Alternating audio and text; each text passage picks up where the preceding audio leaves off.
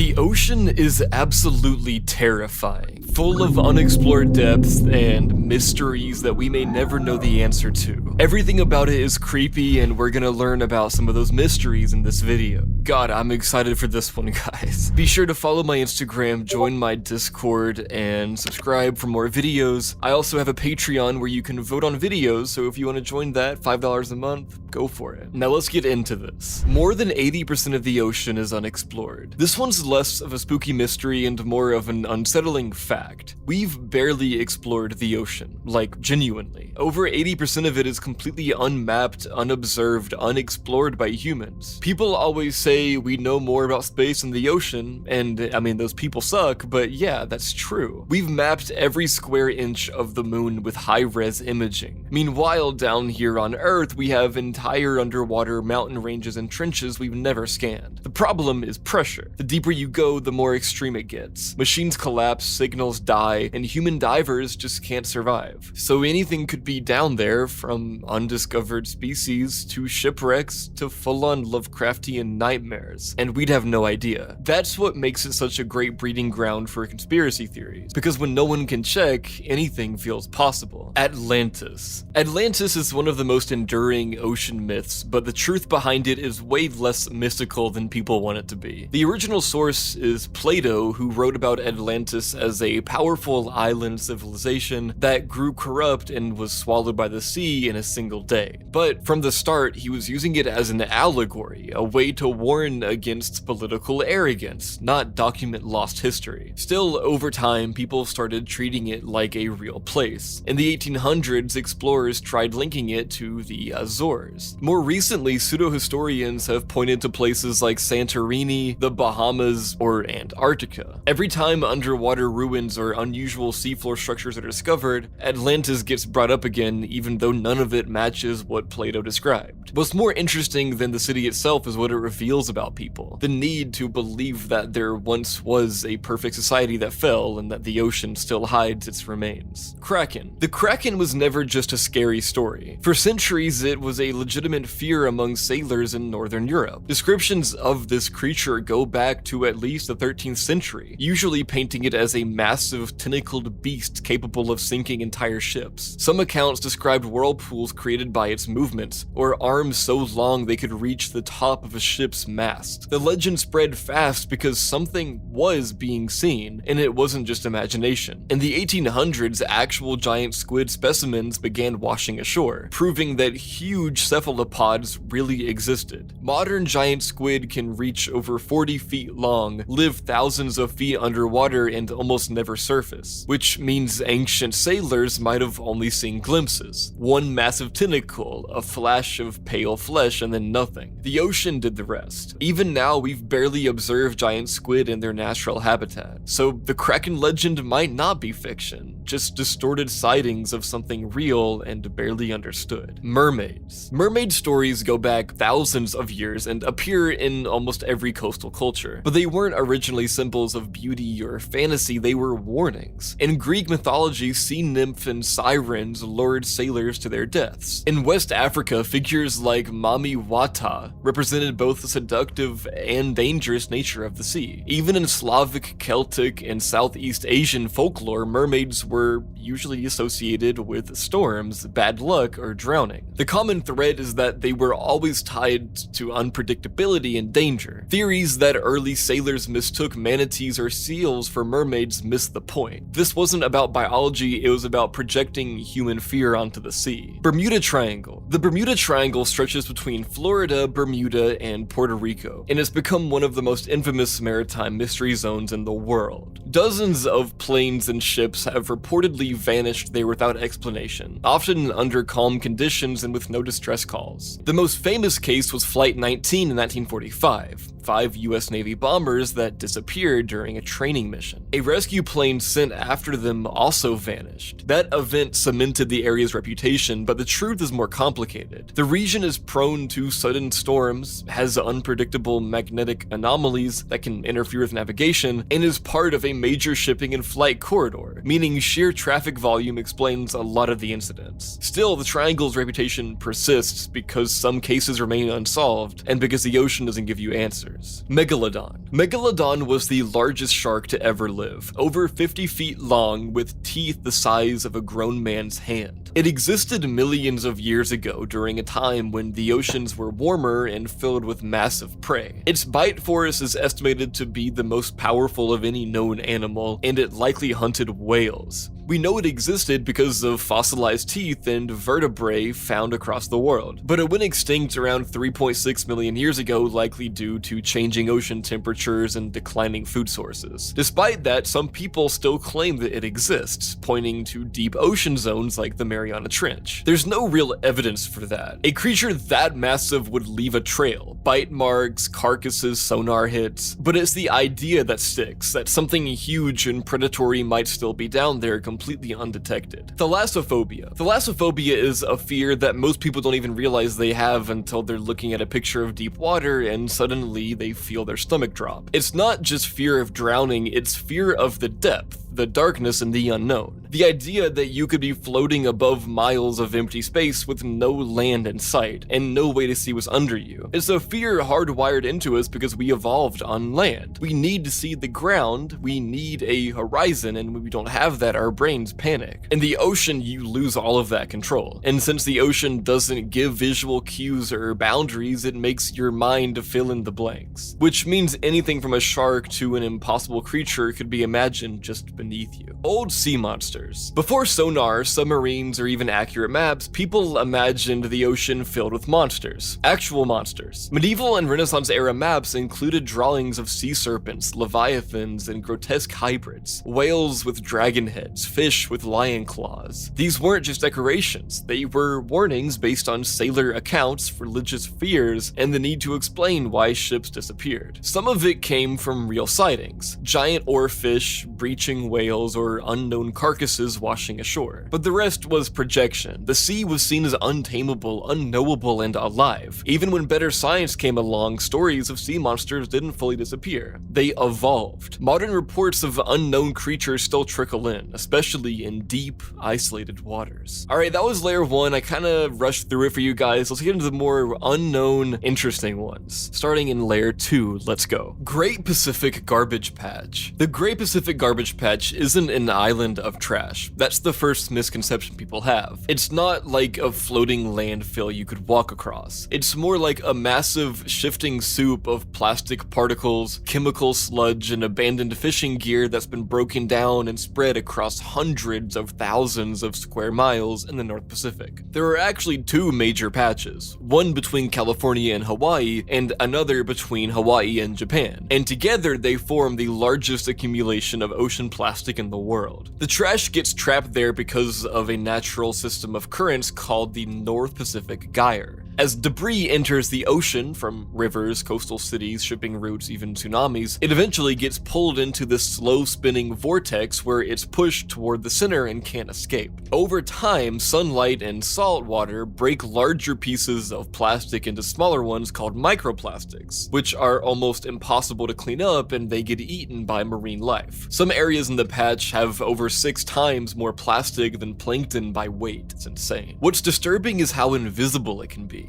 From a plane or satellite, you wouldn't see a giant trash pile. But if you're in a boat out there, you'll start noticing bottle caps, fishing nets, plastic crates, and random objects just drifting in every direction, along with cloudy water full of broken down plastic bits. And it's not just gross, it's toxic. Plastics absorb pollutants like PCBs and DDT, turning them into chemical time bombs that enter the food chain. Fish eat them, and then we eat the fish. Efforts to clean the patch are complicated. You can't just scoop it up without also damaging ocean life. And even when cleanup crews collect massive amounts of debris, new trash keeps coming in. What scares scientists isn't just how big the patch is now, it's that it's still growing. Green flash. The green flash is one of those rare atmospheric phenomena that sounds fake until you see it. And even then, you're not totally sure you didn't imagine it. It happens just as the sun dips below the horizon or just as it rises, when, for a split second, the upper edge of the sun glows green. It usually lasts less than 2 seconds, and most people will go their entire lives without seeing it, either because they're not in the right place or they don't know when to look. The science behind it is actually pretty solid. It has to do with atmospheric refraction, basically the way light bends as it passes through Earth's atmosphere. Because light of different wavelengths bends at slightly different angles, color gets separated. Red and orange light scatter more easily, while shorter wavelengths like blue and green stay tighter. But since blue light scatters so much, the only color that stays visible long enough to be isolated is green. Right at sunset or sunrise, under the perfect conditions, you'll catch that upper rim glowing emerald for a brief moment, then it's gone. You have to be facing a perfectly flat, unobstructed horizon to even have a shot of seeing it. That's why it's most often seen at sea. No buildings, no trees, just open sky and water. The air has to be clear, the sun has to be sharp, and even then your eyes might miss it. Some people mistake mirages or lens flares for it. Others think they've seen it and haven't. But when it does happen, it's not subtle. It's a pure flash of color, not a tint. And there's nothing paranormal about it, but sailors used to think it was an omen, a sign of good luck or a trick played by the sea. And it makes sense because it's one of those moments where nature does something so clean and so surreal that it feels unreal. Loch Ness Monster. The Loch Ness Monster is one of the most famous cryptids in the world, but at its core, technically, it's a freshwater mystery, not an ocean one. Still, it gets tied into oceanic folklore constantly because of how often people bring up deep murky water, ancient sea creatures, and the possibility of things surviving unnoticed. The legend comes from Loch Ness, a massive lake in the Scottish Highlands that's over 22 miles long and nearly 800 feet deep in some places. It's the largest body of water by volume in the UK, and thanks to its cold, dark, peat-stained water, visibility is near zero. Anything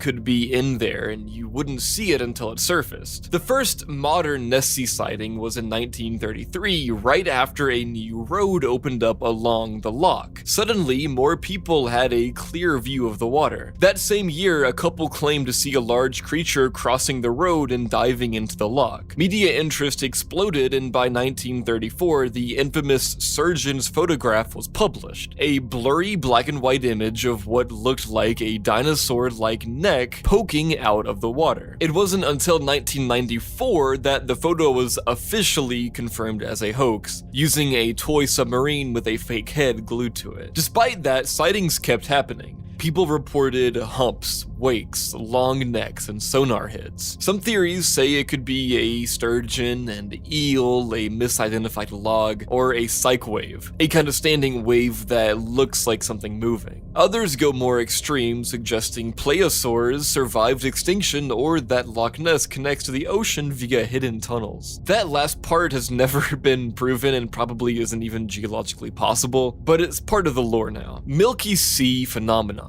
The Milky Sea phenomenon is one of the strangest, least understood natural events in the ocean, and for a long time, people thought it was just sailor exaggeration. Picture this. You're on a ship in the middle of the night, hundreds of miles from shore, and suddenly the entire ocean around you starts glowing. Not in patches, not from moonlight. The whole surface turns bright, glowing white or blue, stretching for dozens or even hundreds of miles in every direction. That's a Milky Sea. It's a real phenomenon, but incredibly rare. Only a few dozen reliable sightings have been recorded in the last 100 years. It's not the same as normal bioluminescence, like the flashing you get near the coast when plankton are disturbed by waves. Milky Seas don't need movement. The glow can stay perfectly still, completely surrounding a ship. Some crews have reported sailing through them for hours, with the water so bright you could read a book on deck at midnight. The source is thought to be bioluminescent bacteria, specifically Vibrio harvii or similar strains, which form massive colonies on the surface. These bacteria emit light continuously through a chemical process triggered by quorum sensing, meaning they decide to glow only once they reach a certain density. What causes them to reach those densities across such wide areas, though, is still unknown. It could be related to specific temperature layers, nutrient surges, or bacterial blooms triggered by dying phytoplankton. but we don't have enough data yet. The phenomenon was finally confirmed by satellite in 2005 when researchers matched a satellite image of glowing ocean near Somalia to a ship's log that described sailing through a Milky Sea at the exact same time. That proved that it wasn't just a visual trick or a local event. This was a measurable geophysical event happening on a huge scale. What makes the Milky Sea so eerie isn't just the science, it's the setting. You're alone, surrounded by endless ocean, and suddenly the water starts glowing around you like it's alive. No noise, no warning, just silence and light stretching into the horizon. And there's still no definitive answer for how or why it forms. Just scattered sightings, rare data, and one of the ocean's weirdest unsolved natural displays. Bloop. The bloop is one of the most famous unexplained ocean sounds ever recorded, and for years people thought it might be something alive.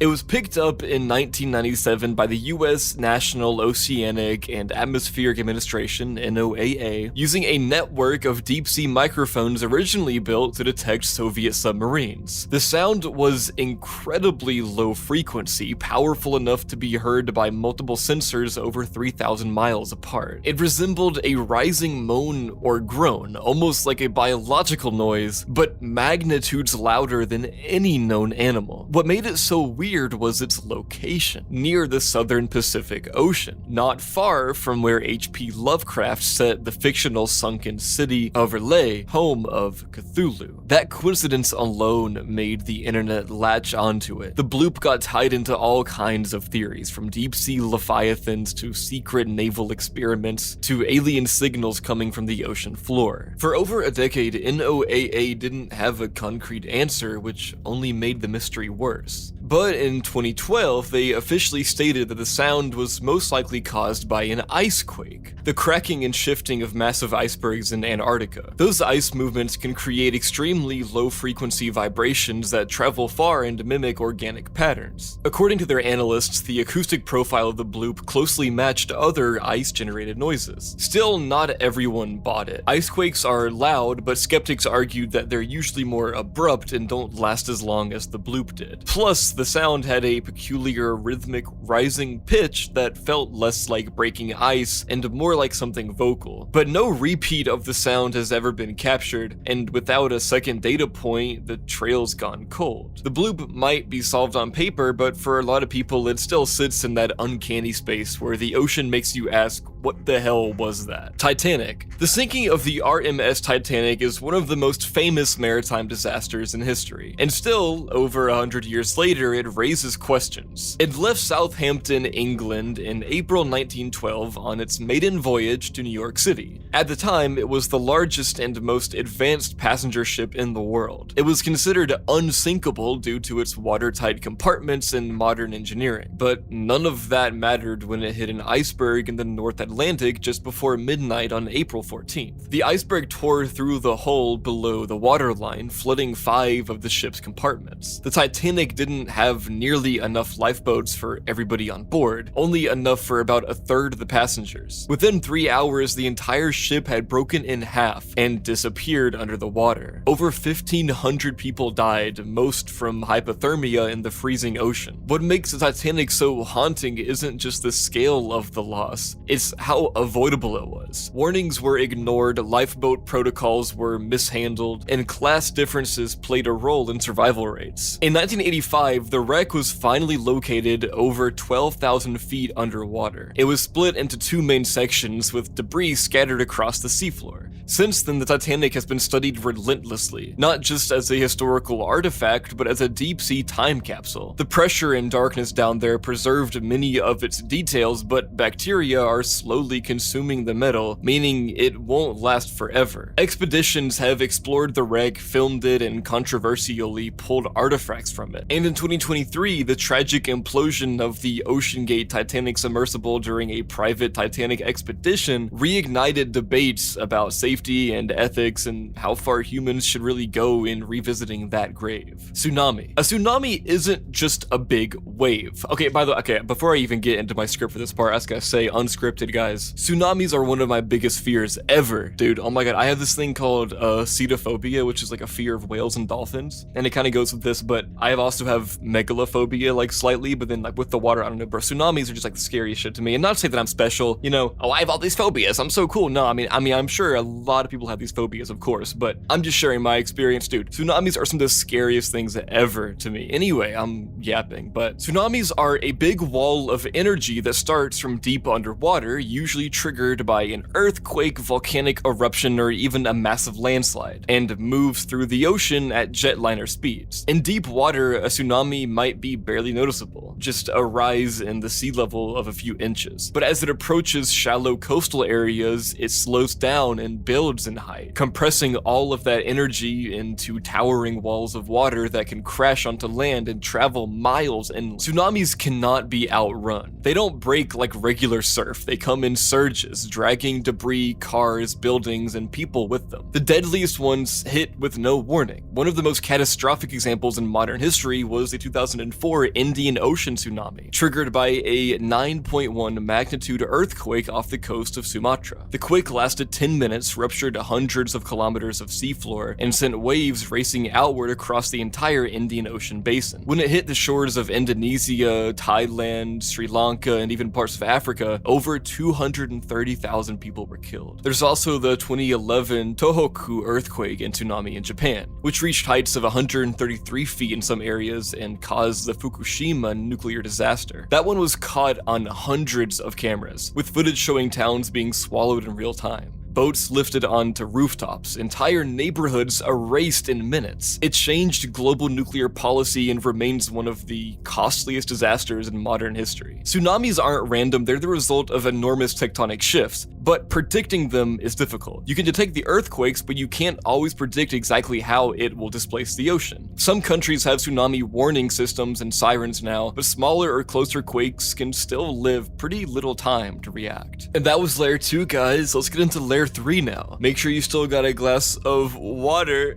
Do you get it? Because this is like the water ocean mysteries. Iceberg.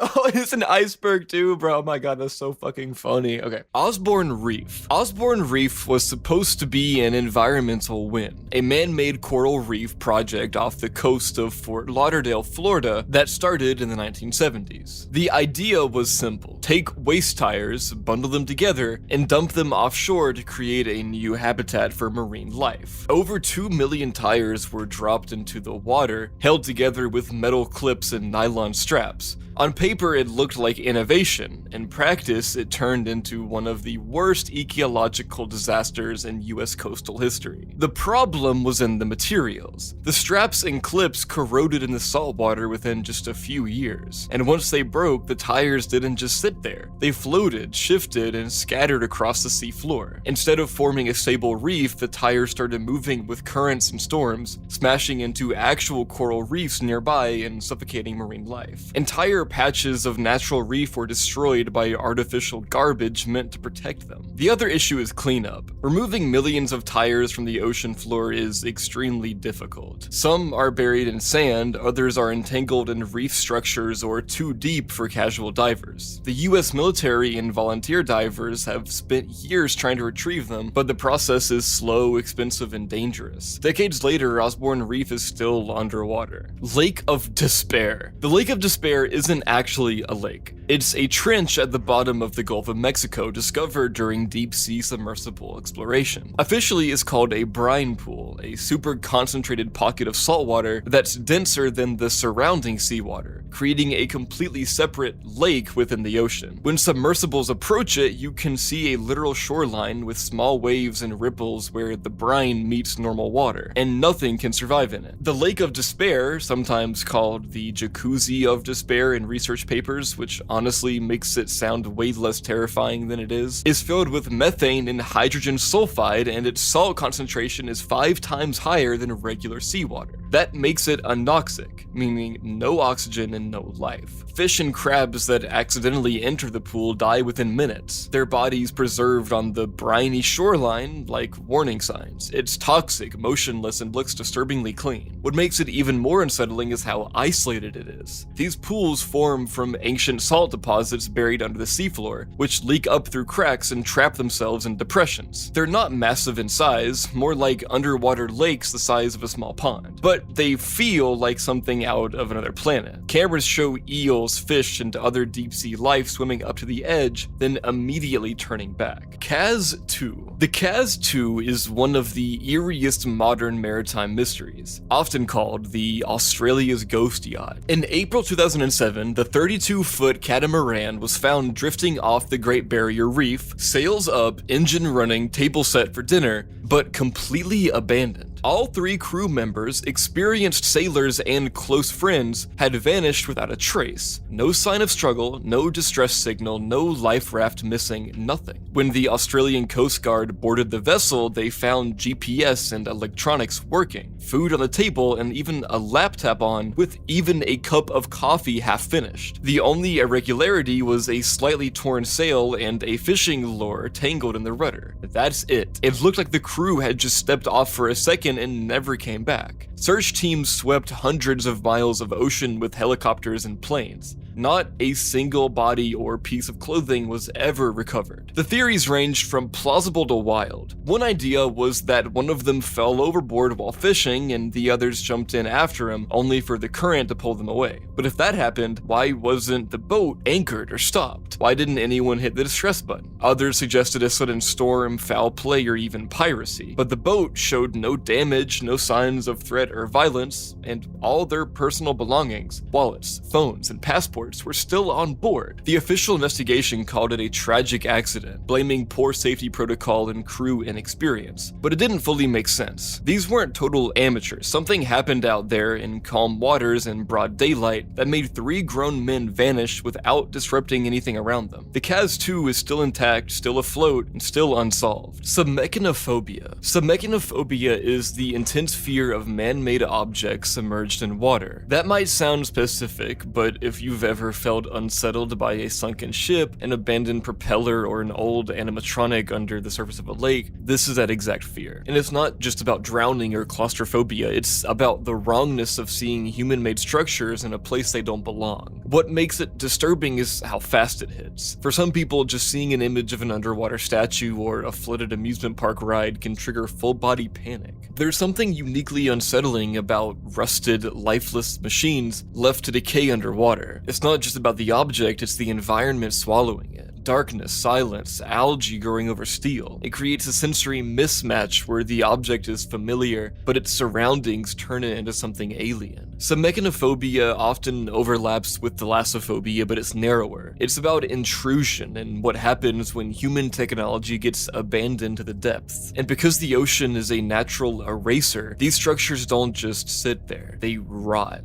break, lean at strange angles, or get colonized by sea life. That visual, a once functional machine now broken, motionless and half buried in silt, is exactly what triggers the fear. The ocean doesn't respect design, it turns everything into wreckage, eventually. Rogue waves. Rogue waves were long dismissed as sailor myths, dramatic tales of freak waves that came out of nowhere and swallowed entire ships. For most of the 20th century, scientists believed ocean waves couldn't naturally exceed 50 to 60 feet in open water. But then, in 1995, an oil platform in the North Sea called the Dropner Platform recorded a wave over 84 feet tall during an otherwise unremarkable storm. It hit without warning, and that moment confirmed that rogue waves were real and that we didn't understand them at all. A rogue wave isn't a tsunami. It's not caused by an earthquake or landslide. It's a spontaneous convergence of energy where multiple smaller waves line up in just the right or wrong way to form one towering wall of water. They can hit in deep ocean far from storms or coastlines, and they don't roll in slowly. They rise fast, crash hard, and then vanish. Some hit with over over 100 tons of force, enough to crush steel hulls, smash windows on cruise liners, and rip cargo off decks. There are now dozens of confirmed rogue wave incidents, ships that were damaged, nearly sunk, or completely lost without sending a distress call. The MS München, a German cargo ship, vanished in 1978 in the North Atlantic. No distress signal, just fragments of lifeboats with a twisted steel. Many believe it was a rogue wave strike. Modern ships are being built to withstand higher wave impact, but rogue waves remain unpredictable. No forecasts, no defense, just an ocean anomaly that behaves like a living ambush. Mary Celeste. The Mary Celeste is the original ghost ship. In December 1872, it was found drifting in the Atlantic Ocean near the Azores. Completely intact, sails up, cargo untouched, no signs of struggle, but no one on board. The lifeboat was missing, and the ship's log ended abruptly about 10 years earlier, mid-sentence. The crew of 10, including the captain, his wife, and their 2-year-old daughter, were never seen again. Everything inside the ship looked normal. Food was still in the kitchen. Cargo barrels of industrial alcohol were secured. There were no signs of life, violence, or piracy. Even valuables like gold and personal belongings were still there. It wasn't a robbery, and there were no storms in the area. It was like everyone simply vanished. The rescue crew found only one real clue. The ship's pumps were partially disassembled, and the last log entry mentioned rough weather, but nothing serious enough to justify abandoning ship. Over the years, theories multiplied. Some believed alcohol fumes from the cargo caused a panic about an explosion, prompting an evacuation. Others suggested mutiny, sea quakes, water spouts, or a failed lifeboat maneuver where the rope snapped. But nothing fits perfectly. The bodies were never found, and no one ever heard from any crew member again. The ship was seaworthy and kept sailing under different owners for years, but its legacy stuck. A perfectly functioning vessel abandoned in the middle of nowhere for reasons no one has ever proven. Eels. Eels don't sound very mysterious until you try to explain where they come from, specifically the European eel and American eel, both of which live most of their lives in freshwater but migrate to the ocean to breed. What's weird is that for centuries, no one could figure out how. Scientists tracked them leaving rivers and disappearing into the Atlantic, and that's where the trail ended. It turns out both species swim thousands of miles to the Sargasso Sea, a region of the North Atlantic surrounded by ocean currents. It's the only known spawning ground for these eels, but no human has ever witnessed them mating there. Adult eels are never found in the Sargasso Sea. Only tiny leaf-shaped larvae have been discovered drifting back towards Europe or North America. No one's ever filmed the breeding. No one's found eel eggs in the wild. We've bred eels in labs using hormones, but naturally it's still unconfirmed. Eels also go through bizarre transformations. They start as larvae, then become glass eels, translucent ghost-like versions of themselves. Then they morph again into yellow eels and eventually silver eels, which are sexually mature and ready for the deep sea journey. When it's time to spawn, they stop eating entirely and swim thousands of miles using magnetic navigation. After breeding, they die, but we still haven't witnessed it firsthand. It's fucking insane. And that was the end of Layer 3, guys. Make sure you still got your water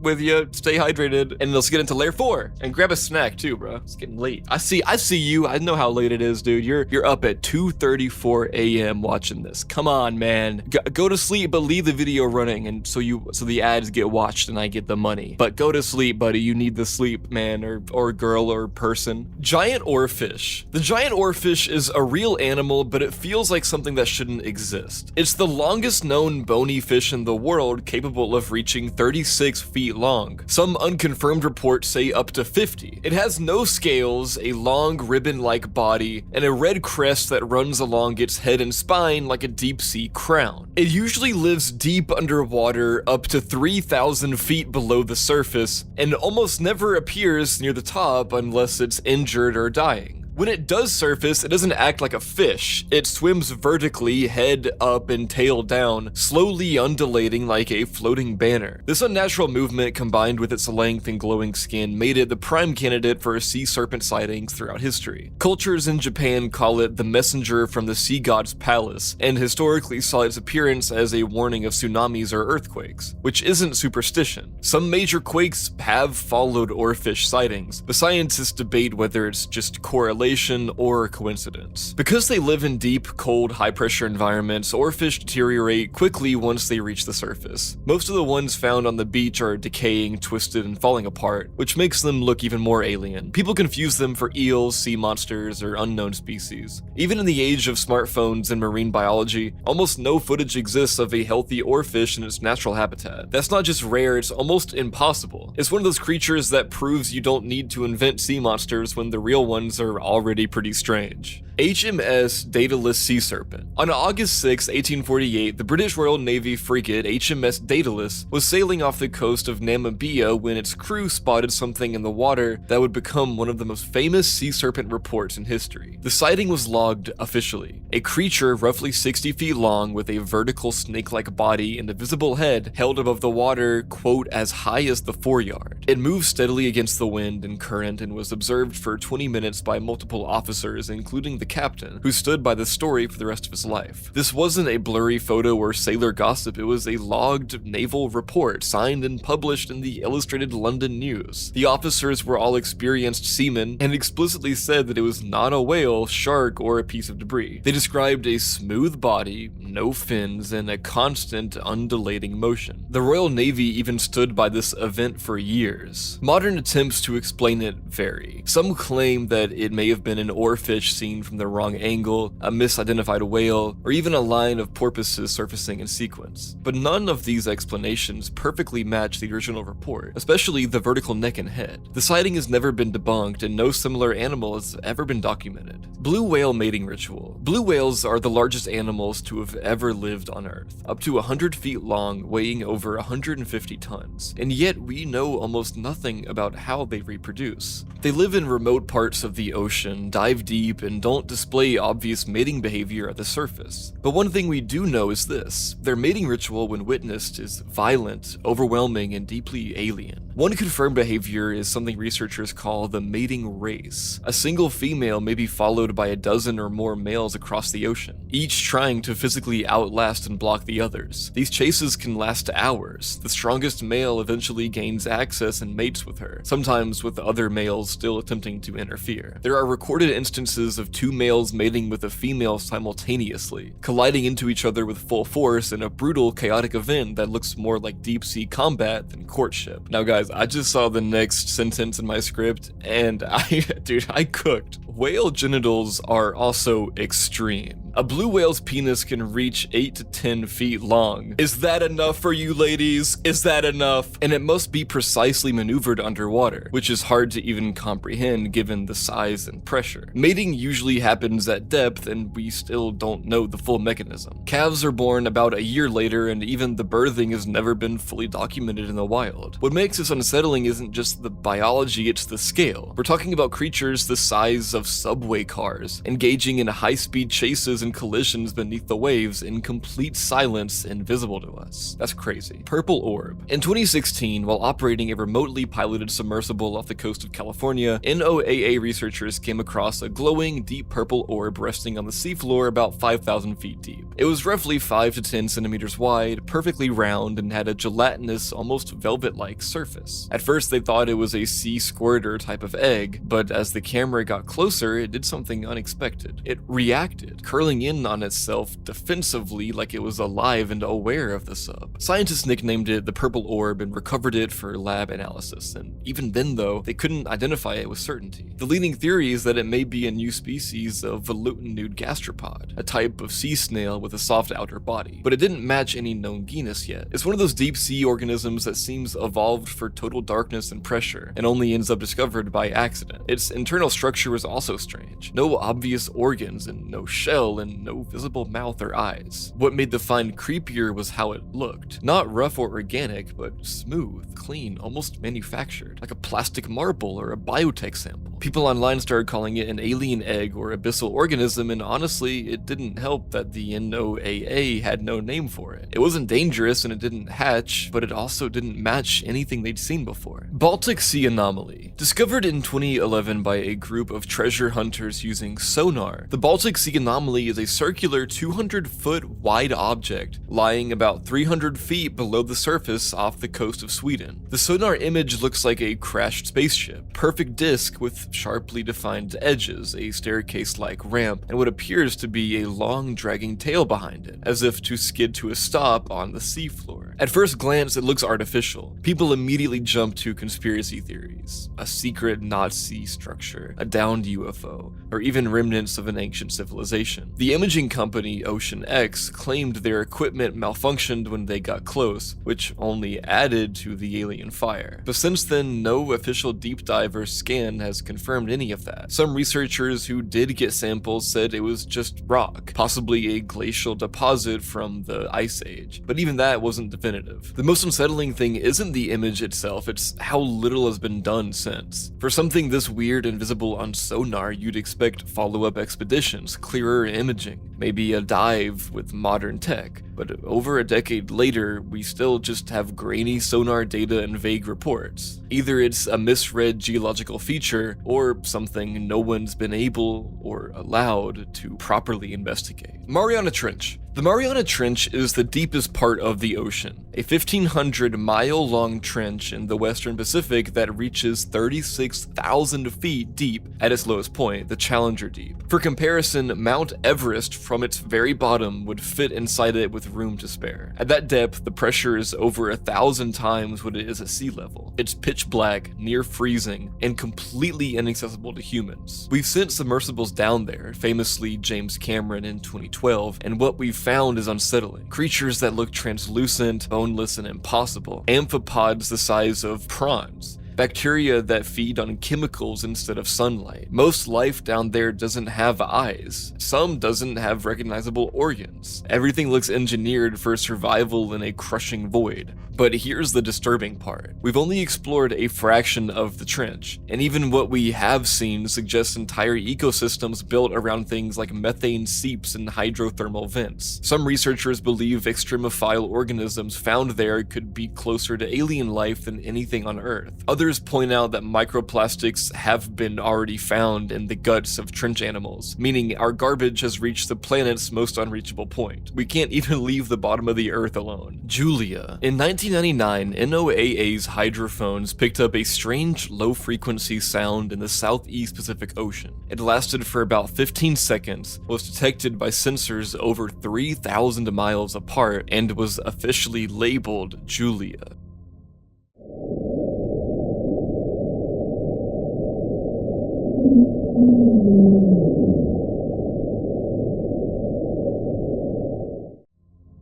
The recording sounds like a moaning wail, distant, muffled, and rising in tone. Oh, I meant wail as in W-A-I-L, like a cry, not like the animal. Like the bloop, it sparked speculation immediately. NOAA's public statement said it was probably caused by a massive iceberg grounding itself on the seafloor. But once again, no physical evidence of that iceberg was ever found. No follow-up confirmation, just a sound. Some classified hydrophones supposedly picked up more details, but those files aren't public. The strangest part, the location of Julia roughly overlaps with part of the South Pacific Oceanic Mass Anomaly, a poorly understood region near Antarctica where strange sonar readings, acoustic shadows, and deep trenches make consistent scanning almost impossible. It's the kind of place where you expect to hear something you can't explain. 1968 submarine disappearances. In 1968, 4 submarines from 4 different countries vanished, all within months of each other. First was the Israeli INS Dakar in January, then the French Minerve in February, then the Soviet K-129 in March, and finally the American USS Scorpion in May. All were lost under different circumstances in different oceans with no distress calls, no survivors, and for some, no confirmed cause of death to this day. The official explanations vary. The Dakar's wreck was found eventually with signs of pressure failure. The Minerve went missing during a routine training exercise in calm waters, and its wreck wreck wasn't located until 2019. The K-129, a Soviet ballistic missile sub, vanished under highly suspicious circumstances, and the US spent years trying to recover its wreck in total secrecy through Project Azorian, using a fake deep-sea mining vessel funded by the CIA and billionaire Howard Hughes. That part is documented, but even after partially recovering the K-129, the US never publicly explained what they found. The USS Scorpion is the most disturbing. It was a nuclear attack sub that disappeared in the Atlantic with 99 crew. Its last message said it was tracking a Soviet ship, then silence. When the wreck was found, it was broken and partially scattered, but not enough to explain how it went down so fast. Some theories point to a torpedo malfunction. Others suggest sabotage, Soviet interception, or a chain reaction failure from an internal fire, but no official cause has ever been confirmed. 4 subs, 4 countries, 1 year, all vanished beneath the surface with barely a trace. Coconut crabs. Coconut crabs don't sound scary until you see one. They're the largest terrestrial arthropod on Earth, capable of growing over 3 feet wide and weighing up to 9 pounds. They're essentially land-dwelling mutant hermit crabs that ditch shells as adults and evolved thick armored bodies. Their claws are so strong they can crack coconuts, hence the name, and crush bones if they had to. They mostly live on remote tropical islands in the Indo-Pacific. During the day, they hide in burrows. At night, they come out and climb trees or raid beaches for food. They're omnivorous and will eat fruit, smaller crabs, dead animals, and even rats or birds. But what makes them disturbing isn't just their size or strength. It's how they've been linked to theorized forensic cleanups. One theory about Amelia Earhart's disappearance is that she crashed on an island called Nikumaruo. She survived for a while and then died, and coconut crabs scattered her remains. In 1940, a partial human skeleton was found on the island, near signs of a campfire and tools. Years later, bones disappeared. But when researchers left out pig carcasses to stimulate decomposition, coconut crabs picked them clean in days, dragging the bones into their burrows. That's fucking terrifying, bro. I do not like looking at these guys. Blue whale sound. In 1997, researchers recorded a sound in the ocean so low in frequency, only blue whales could have produced it. But even by whale standards, it was unnerving. It was deep, rhythmic, and haunting.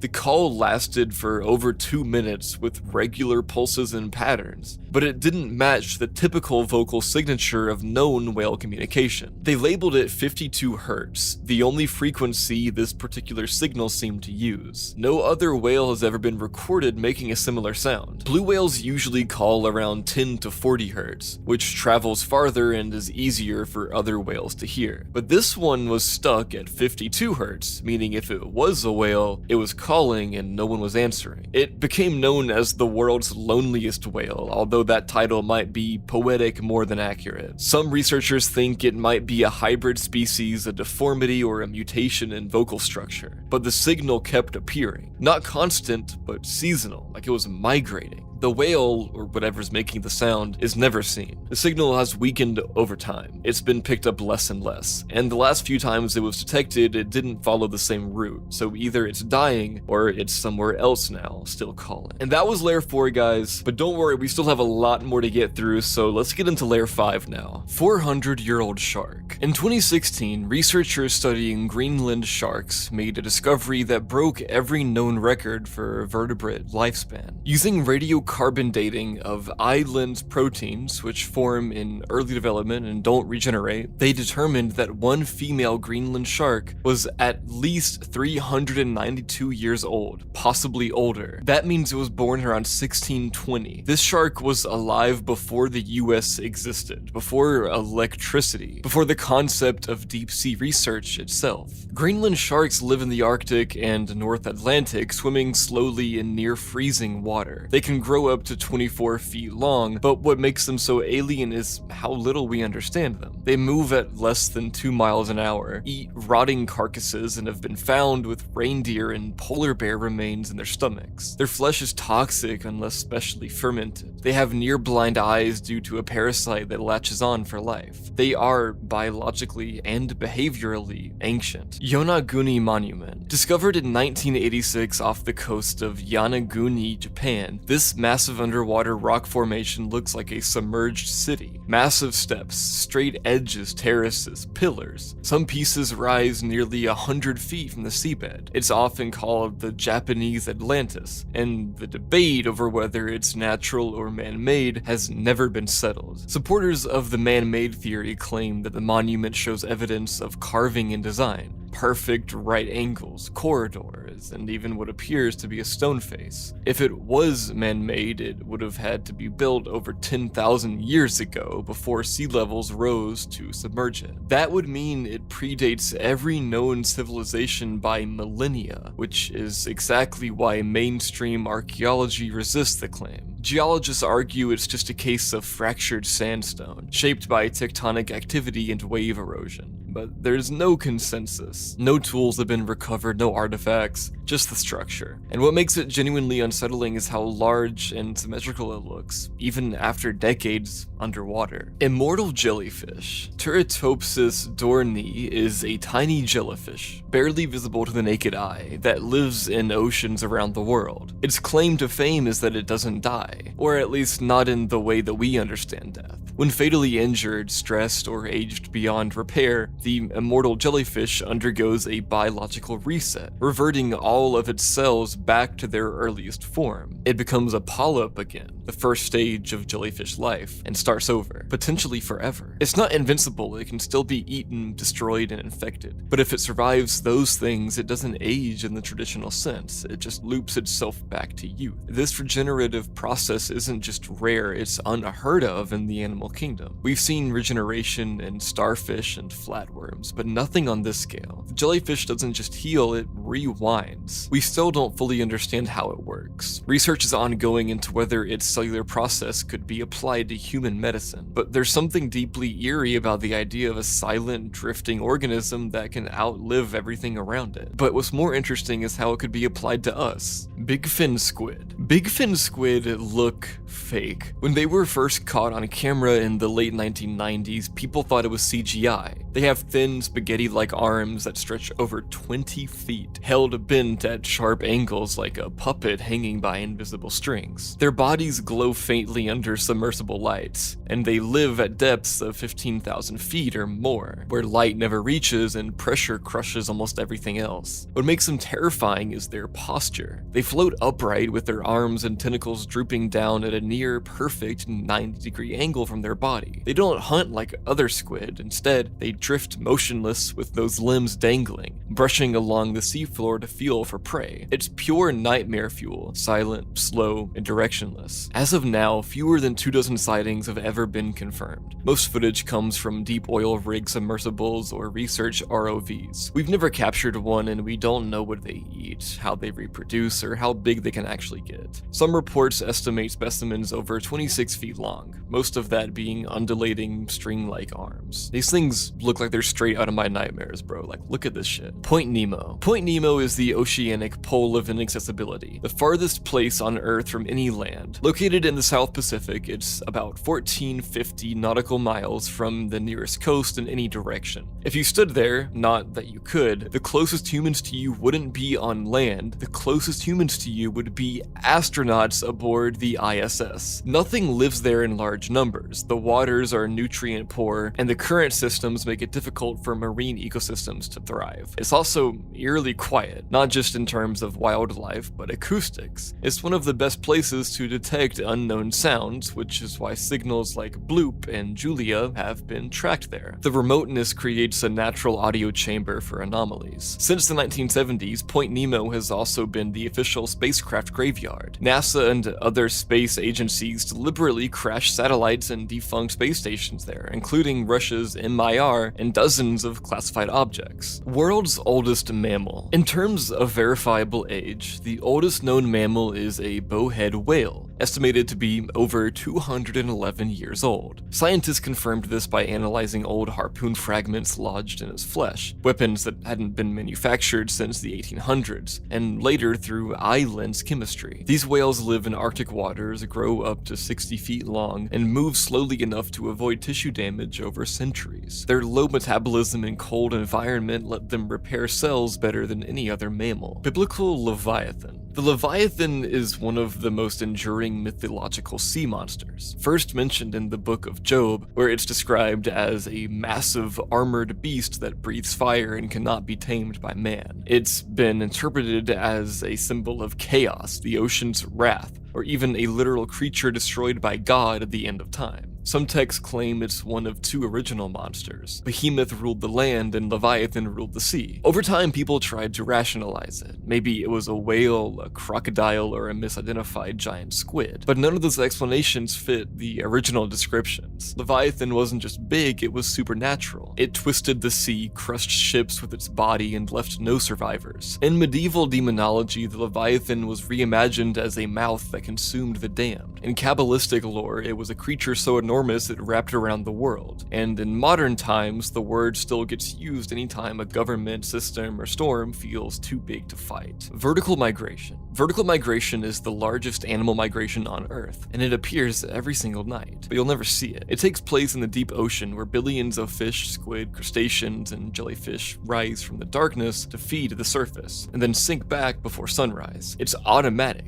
timed with the absence of light, and no one fully understands how all of these creatures coordinate it. Some of them travel hundreds of meters up and down, driven purely by light sensitivity. Others change color or become bioluminescent on the way. It's not chaotic, it's synchronized. In areas like the Mesopelagic zone, which is 660 to 3,300 feet, you can measure a thickening layer of biomass every night, like a living cloud rising from the abyss. We didn't even confirm it existed until we had military-grade sonar in the 20th century. Navy sonar operators called it a false seabed because it looked like the ocean floor was rising and falling. But it was just biomass, an entire column of life rising and sinking on a schedule older than human civilization. Heraklion was a thriving Egyptian port city for over 1,000 years. Then it vanished. Once located at the mouth of the Nile, it was a trade hub filled with temples, statues, and massive docks. Greek historians like Herodotus wrote about it, but by the 8th century AD, it was gone. For centuries, people thought it was a myth. And then, in the early 2000s, French archaeologist Frank Godiot and his team found Heraklion's ruins 30 feet underwater, off the coast of modern-day Alexandria. Giant statues, hieroglyph-covered stones, gold coins, and intact sarcophagi were all recovered from the seabed. The city had been swallowed whole by the sea, buried in sediment, and then preserved in mud for over 1,000 years. The cause? A brutal mix of earthquakes, liquefaction, rising sea levels, and unstable sediment. Over time, the city just sank, slowly and completely. The buildings didn't collapse, they slid into the water, vanishing without a single modern record of when it happened. Locals kept living nearby without knowing what was under them. Upsweep.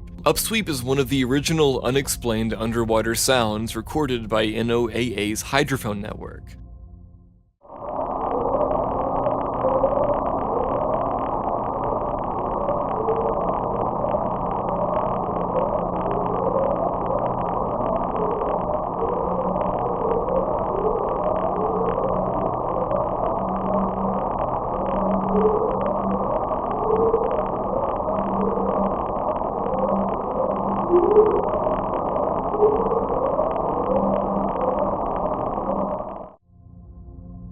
First detected in 1991, it's a repeating series of upward frequency sweeps, steady, mechanical, almost synthetic sounding. It pulses in clusters, sometimes growing louder seasonally, and seems to originate in the South Central Pacific Ocean near volcanic seamounts. Unlike other one-time sounds like bloop or Julia, upsweep has continued for over 30 years. The volume changes year to year, but it hasn't stopped. It doesn't match known marine life, seismic activity, or ship noise. Some scientists think it might be related to underwater volcanoes or vent activity. but no source has been definitively identified. There's no clear rhythm or biological signature, no connection to migration or sonar, just a long, lonely, sweeping tone echoing through deep water for decades with no end. The fact that it hasn't changed much suggests something regular and controlled, either a natural process we still don't understand or something artificial continuing out of view. Either way, it's still active, still transmitting, and no one can say for sure what's causing it. Train. Train is the codename for another unexplained underwater sound captured by NOAA in 1997.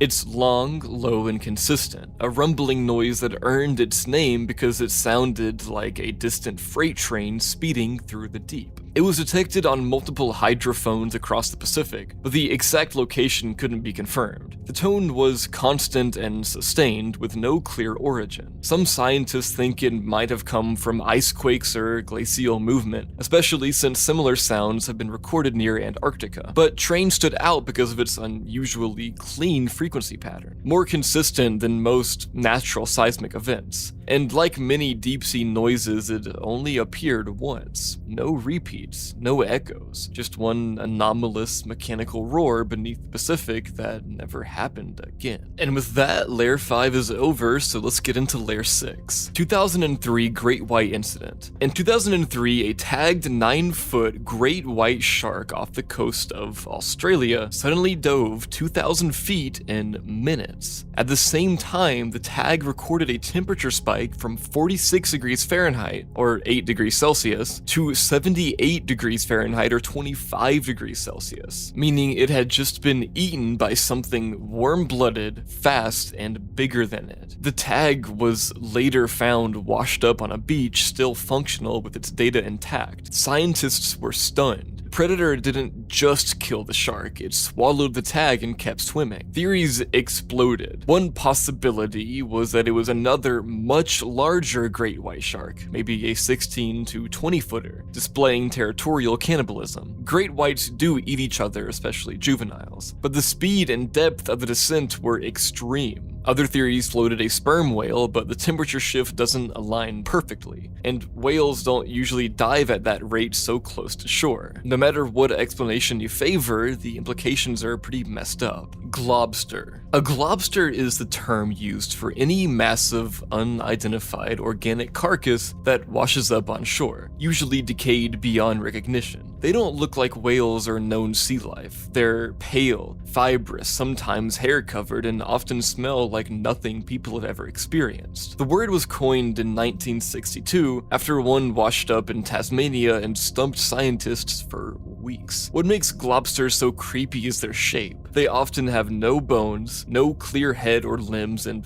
weird symmetrical features, almost as if they're melting or transforming. Some have been mistaken for giant octopuses, sea monsters, or mutated creatures from the deep. Even now, globsters appear worldwide. Chile, Newfoundland, the Philippines, the Gulf of Mexico, almost every continent has had one wash up. In most modern cases, DNA testing eventually reveals they're just decomposing whales, and what looks like hair is collagen fibers. But not all of them. Some globsters remain unidentified even after testing. Their tissue doesn't match anything in standard databases. They break down too fast to preserve. And their sheer scale, sometimes over 20 feet long and weighing tons, makes them hard to dismiss as just a dead fish. German U-boat and the U-28 creature. In 1915, during World War I, German submarine U-28 torpedoed the British streamer Iberian in the North Atlantic. The ship sank quickly, bow raised almost vertically before slipping beneath the surface. Then came the part that no one could have predicted. According to the captain, there was a sudden underwater explosion, likely from the ship's boilers, that sent debris shooting 80 feet into the air along with something else. The captain and 6 officers watched as a massive sea creature was launched into the air amid the wreckage. It writhed, twisted, and thrashed before vanishing beneath the water. They described it as about 60 feet long, with 4 webbed flipper-like limbs, a long tapered tail, and a crocodile-shaped head. It moved like a reptile. It looked nothing like a whale or shark. No photo was taken, and the creature was only visible for 10 to 15 seconds. But this wasn't hearsay. The captain, von Forstner, published the encounter in a post-war naval journal, and eyewitnesses backed the story. These were trained officers on a German war vessel, not just civilians prone to embellishment, and their descriptions don't match any known marine animal. Some theories suggest a surviving pliosaur or mosasaur, launched from the seafloor by the force of the explosion. Others say the Iberian might have been transporting the carcass of something unknown, though there's no reason a British steamer would have a prehistoric sea creature on board. Either way, the creature was never seen again, and no trace was ever found at the wreck site. Montauk Monster. In 2008, a bloated, hairless carcass washed up on the beach near Montauk, New York. It had pale, rubbery skin, a beak-like snout, exposed teeth, and what looked like clawed ape-like fingers. The photo went viral instantly. People called it a mutant, a government experiment, or something that escaped from the nearby Plum Island Animal Disease Center, a real bio-research facility just a few miles offshore, long rumored to do weird shit. The corpse was gone within days. No one knows who took it, if it was ever tested, or where it ended up. Theories flooded in. Some said it was a raccoon with its upper jaw decomposed. Others said a dog or even a sea turtle without its shell, but the proportions were off. The front limbs didn't match a raccoon's length. The mouth didn't match any local marine mammal, and no one explained how it ended up looking half melted but still preserved. And then really, the fact that it was never officially recovered or tested makes it even sketchier. Stronsay Beast. In 1808, after a storm battered the Orkney Islands off the coast of Scotland, locals found an enormous rotting carcass washed up on the shores of Stronsay. It measured over 55 feet long, had 3 pairs of appendages, a long neck, and white bristles covering parts of its body. Witnesses described it as serpentine. Part fish, part serpent, with a small head and flattened tail, nothing like any known whale or shark. The local authorities took measurements and even made detailed sketches. Naturalists at the time considered it a new species of sea serpent, and the Natural History Society of Edinburgh briefly declared it a new animal. But over time, as the story faded, others claimed it was probably just a badly decomposed basking shark, a species known to lose its lower jaw and gills as it decays, which can make it look like a long-necked creature with strange fins. The problem is, the size was all wrong. Basking sharks don't get that long, and the triple-limbed structure was never explained. Some modern skeptics say the measurements were exaggerated or misreported, but the people who saw it weren't random fishermen, they were local officials, tax collectors, and trained witnesses. And none of them said shark, they said beast. Casper octopus. In 2016, researchers piloting a deep-sea submersible off the coast of Hawaii stumbled upon something no one had ever seen before. A completely translucent, ghost white octopus crawling along the ocean floor at 14,000 feet deep. It had no pigment, no visible chromatophores, no chiri, which is those tiny hair-like appendages that many deep-sea octopuses have. It looked like a cartoon ghost, or a deep-sea fetus. It didn't flash color, change shape, or jet away. It just calmly drifted, curled its arms under its body, and moved like it was barely alive. Researchers named it Casper because it looked unreal, almost cutesy, but it was the only one of its kind. It wasn't like the other octopuses seen at that depth. and it didn't match any known species. Casper was eventually identified as a potential new species in that genus, but even then, we've never seen or found a second one. That was layer 6, let's get into layer 7, guys. This video is already so long, this is insane. This is my longest video in a while, I think, just based on this. I don't know for sure yet, but I'm loving this, guys. Let me know if you guys enjoyed this kind of long content too. Alright, layer 7, Phantom Island.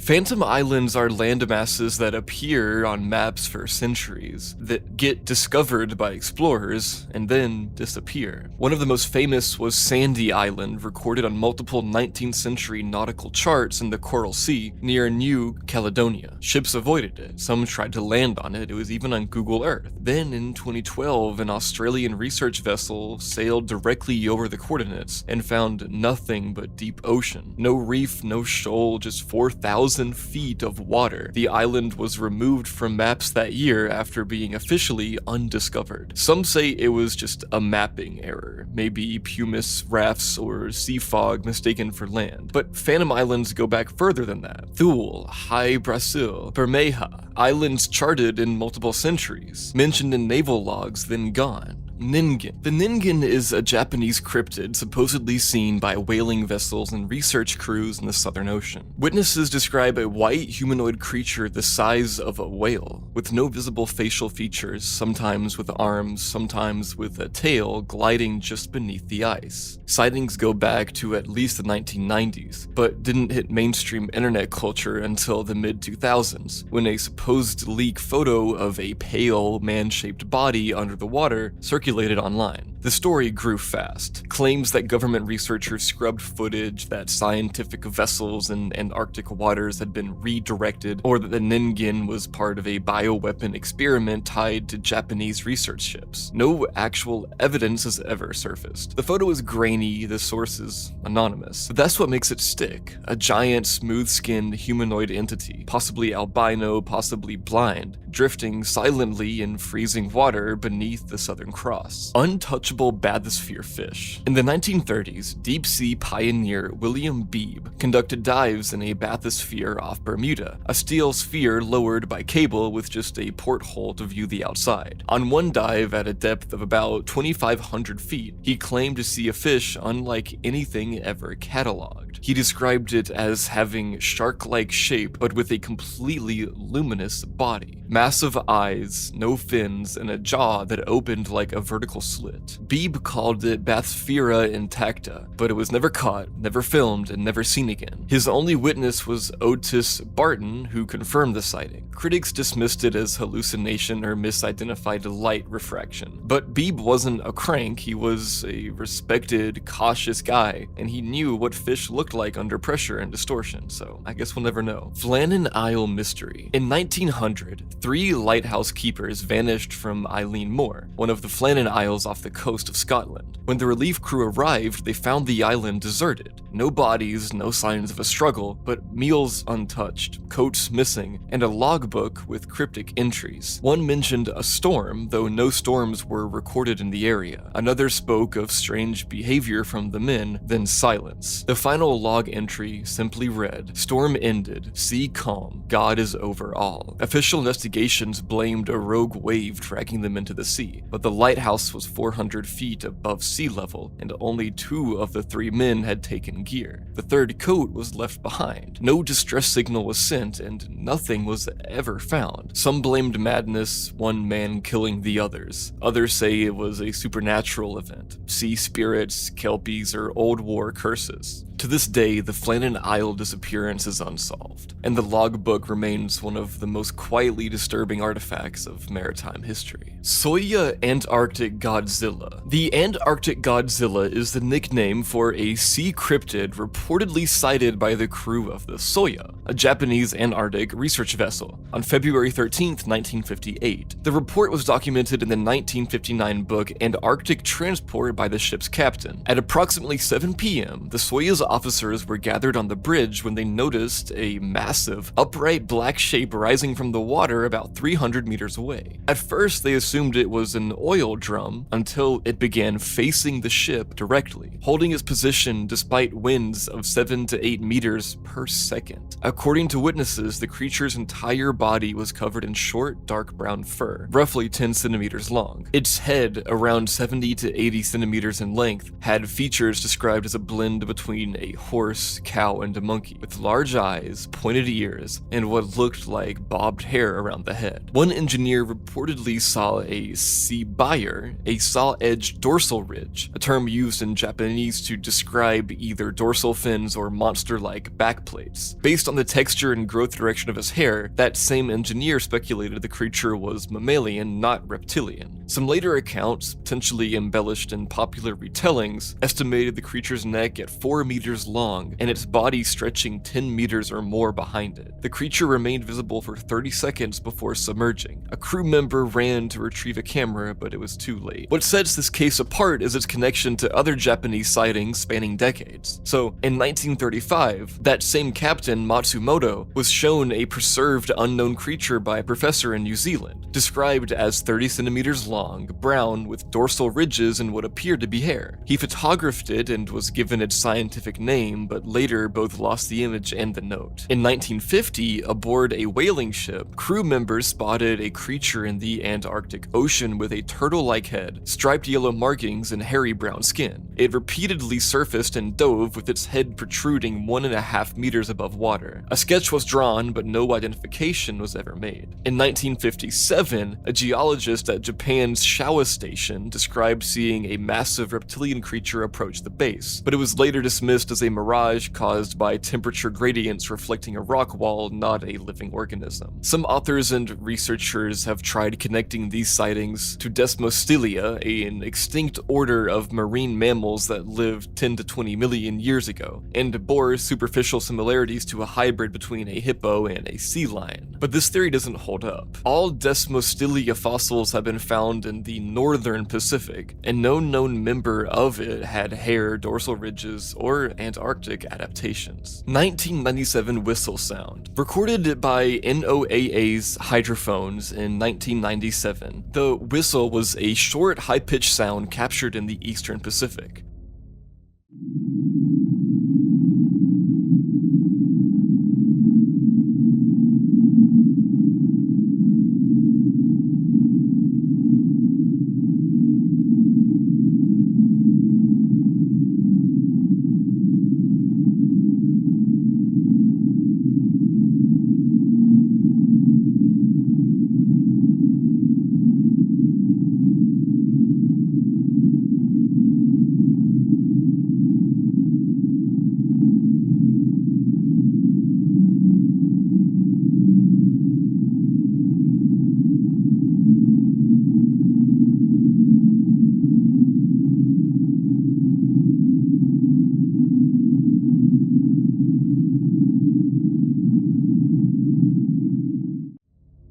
It lasted only a few seconds, but the tone was perfect. Clean, sharp, and alien. Unlike the blooper upsweep, the whistle sounded biological, like a cry, not a mechanical pulse or seismic shudder. Its frequency was well above known whale vocal ranges, and it didn't match sonar or human-made signals. It was directional, not ambient, meaning something made it deliberately at a specific point in space. NOAA never publicly analyzed it in depth. The recording was archived without a known source, and no repeat signal has ever been found. Alright guys, and with that, we're done with Layer 7. Let's get into Layer 8. This one has some of my personal favorite entries on the whole iceberg, starting with maybe one of my favorites. Cosmic Ocean. The Cosmic Ocean, also called the Primordial Sea, Celestial River, or Chaos Waters, is one of the oldest and most universal motifs in mythology. Nearly every ancient culture begins with the idea that before the earth, the gods, or even light itself, there was only water. Formless, infinite, unshaped water. And out of that came the cosmos. In Egyptian mythology, this was Nun, the boundless water from which Ra rose. In Mesopotamia, it was the god Apsu, the freshwater abyss, and Tiamat, the saltwater chaos dragon, whose body was torn apart to create the heavens and earth. In Hindu cosmology, the universe began as a dark ocean, with the sleeping god Vishnu floating on a serpent. In Greek tradition, even before the Titans, there was Oceanus, not a god of the sea, but of the literal outer river that circled the flat world. world. This idea wasn't just symbolic. Ancient people genuinely viewed the universe as surrounded by water, not just physically but spiritually defined by it. The sky was seen as a dome holding back cosmic waters. Rain came from cracks in the heavens. Stars were windows through the firmament into the upper sea. And the underworld, often just another layer of water, a dark inverted sea beneath the land of the living. The cosmic ocean didn't just precede life, it contained it. And the art of creation was always about dividing the waters into knowable space. Land is what rose from the flood. Time is what flowed out of timeless water. The ocean wasn't just mystery. It was the raw, undivided stuff of reality before form. Ocean at night. The surface of the ocean at night feels like it's turned off.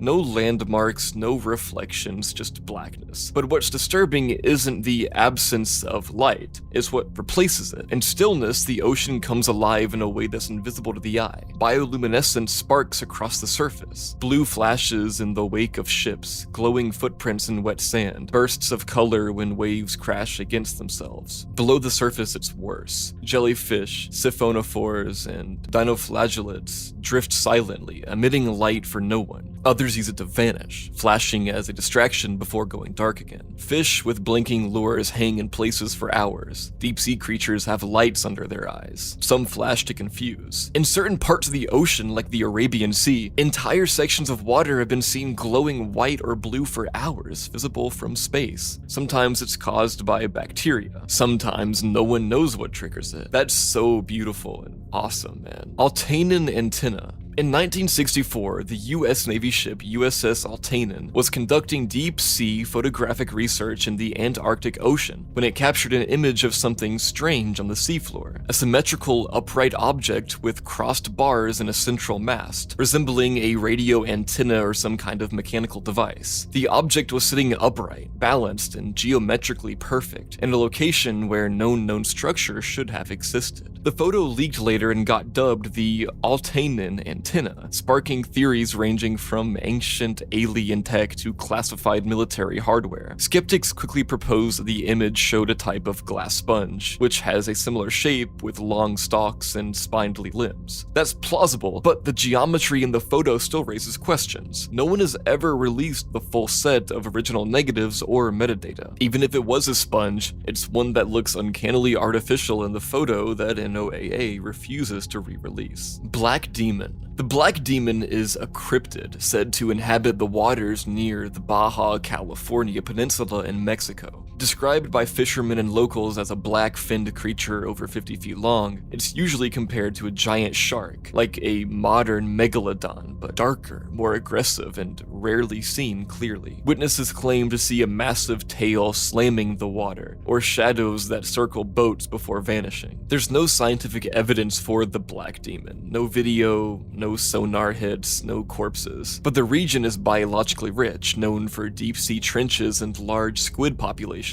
which do attract big predators. Some suggest it's just large great whites or whale sharks misidentified, seen from odd angles or in low light. Contorted squid. This refers to a rare deep-sea squid specimen observed off the coast of Hawaii by NOAA's Okeanos Explorer in 2015. At a depth of 4,000 meters, the ROV captured footage of a squid with arms curled backwards over its body, like an umbrella turning inside out. The posture looks unnatural, even broken, but the squid was alive and functioning normally. The species was later identified as the big fin squid, which is rarely observed and still not fully classified. Its limbs are so long and thin they resemble threads, and it moves by holding them vertically, drifting like a marionette. The contorted pose might be part of its hunting behavior, dragging tentacles across the seafloor like tripwires, so we don't really know. Sea People Invasion. The Sea Peoples were a mysterious confederation of naval raiders who attacked ancient Mediterranean civilizations around 1200 BCE, contributing to the collapse of the Late Bronze Age. Egypt, the Hittites, Mycenae, and Greece all were hit. They came from the sea, struck with organized force, and vanished without recording their origin. No one knows who they were. The Egyptians wrote about them in defensive inscriptions on temple walls, showing waves of helmeted warriors and boats, but never said where they came from. Some theories link them to displaced Minoans, Trojans, or early Phoenicians. Others suggest climate collapse drove them to migrate and conquer. What makes them so unsettling isn't just the military collapse, but it's like how little we know about their origin, their language, or their fate. They arrived from the ocean, destabilized the ancient world's most powerful empires, and then just disappeared back into history. Alright guys, that was layer 8, let's get into layer 9. Gray cannibal shark. This one was already on the iceberg, I'm pretty sure. The only thing I can find is that this is just that one great white incident, remember, where the shark went like really deep, really fast. I don't really know what else this could be referring to in particular. I don't know, but let's move on. Unidentified Sagami Bay creature. In the 1950s, Japanese marine researchers conducting deep-sea observations in Sagami Bay, south of Tokyo, captured footage of an unidentified gelatinous creature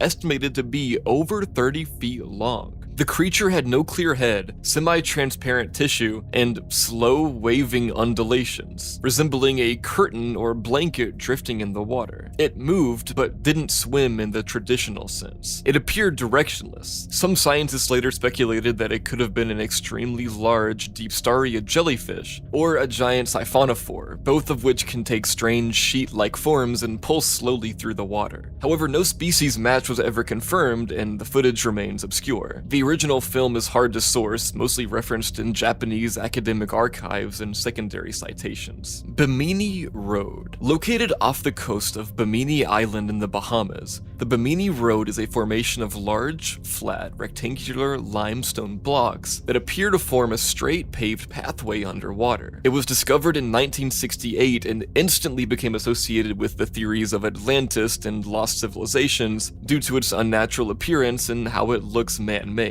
However, multiple geological surveys have been conducted since, and they say that the formation is a naturally occurring beach rock created by the erosion and fracturing of sedimentary rock slabs. The uniformity of the shapes and their apparent placement is the result of jointing, a natural process that causes large rock formations to split across flat plains. Coral and marine life have since colonized the blocks, further masking their natural origin. Despite this, some researchers and fringe theorists still argue that parts of the Bimini Road show signs of tool marks, right-angle corners, and alignment that suggest construction, but it's no proven, so we don't know. Call of the Deep. Call of the Deep isn't a specific sound or signal. It's a term used sometimes by oceanographers and divers to describe the psychological and acoustic experience of descending into the abyss. At extreme depths, there's no light, no reference point, and near total silence, except for the occasional pop of shifting water pressure or distant vibrations from geological activity. For many who work with deep-sea exploration, this creates a profound and sometimes disturbing sensation, a sense of the void listening back. Acoustically, the deep sea is incredibly sensitive. Low-frequency sounds travel for hundreds of miles. Naval sonar, whale songs, undersea earthquakes, and unknown anomalies all mixed together. There have been hundreds of unexplained deep-sea sounds logged by NOAA, Bloop, Julia, Slowdown, and others, but most now are attributed to ice, geology, or marine life. Still, when you listen to real-time audio from the abyss, most of it is dead quiet, empty, not even static. It's one of the few environments on Earth that's both physically and perceptually hollow. And some researchers, divers, and even submariners have described feeling an overwhelming psychological pull, like something beyond sound, and awareness is waiting in the silence. And that was the Ocean Mysteries Iceberg, guys. Thank you so much for watching. Subscribe to the channel, leave a like if you enjoyed this, leave a comment. Thank you so much for watching all the way. I hope you enjoyed this. I had so much fun with this one, and have a great night. Sweet dreams.